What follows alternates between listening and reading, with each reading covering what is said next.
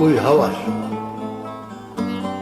Yangınlar, kahpe fakları. دوی حەزیرانێ 28مین ساڵڤەگەرە وەفاتە هۆستایە هەلبەستان ئەحمەد عارفە. 33 گولە منش حەسرەتاتە قەید کەڤنارکردن بەهار هاتیە چیایەن وڵاتێ من و ئۆی هەوار 4 هەلبەستێن نافدار ئێن ئەحمەد عارفن. ئەحمەد عارف دبەرهەمێن خۆدا شێوازێ پۆلیتیک بکاردئانی و هەلبەستێن وی ژ ئالیە گەلک هونەرمەندێن نافدارڤە بوونەستران. Cini camet domam peroseke weste veritici Sayti yane lovterey turdey ناوێ ئەحمەد عارف ئێ ڕاست ئەحمەد ئۆنالا 21 نیسانە 1927 لە ئامەدێش دایک بوویە. زارۆکتیاوی لە ئامەدێ و سێورەکێ دەرباس دبە لە سێورەکێ دبستانە سەرەتایی دقەدینە لە ڕەهایێ دەست بە دبستانە ناوەندی دکە و لە ئافیۆنێ تەمام دکە.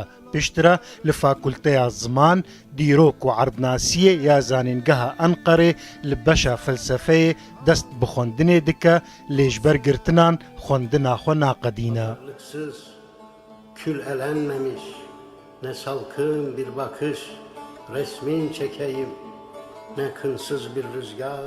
ئەحمەد عارف دە ساڵێن 1952 دو جاران تێگرتن و 2 ساڵان دگرتیگەهێدە دمینە ji ber wê helbesta xwe ya bi navê 33 gule ya li ser komkujiya Muglalê ku di sala 1943 de li Wanê 32 tên kuştin yek kes jî birîndar dibe bi dehan caran têbin çavkirin û rûbrûyî îşkenceyan dibe.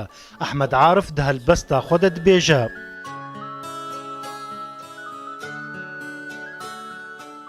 mêrxasî nayê înkarkirin ji 1000 salan vir ve kurên vê derê di şerê yekoyek de têk neçûn.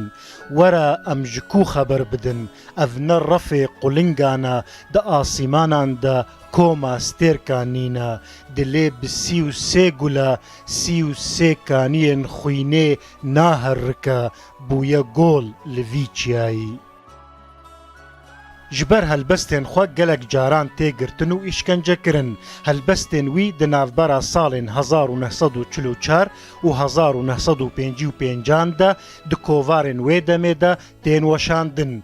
Pirtûka wî ya navdar bi navê min ji hesreta te qeyd kevnar kirin sala 1968 bo cara yekê tê weşandin. Ew pirtûk heta niha nêzîkî 40 caran hatiye çapkirin û çend kesan jî وەرگەڕاندیە زمانê Kurdî.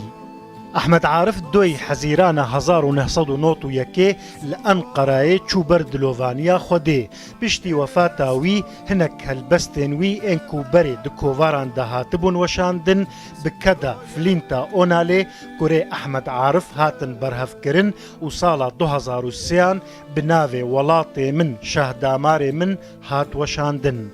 ئەحمەد عارف her çiqas helbestên xwe bi Tirkî nivîsîbin jî lê neşaşe ku bêgotin helbestên wî ji aliyê hûnandin û naverokê ve ji Tirkî zêdetir nêzîkî Kurdî ne.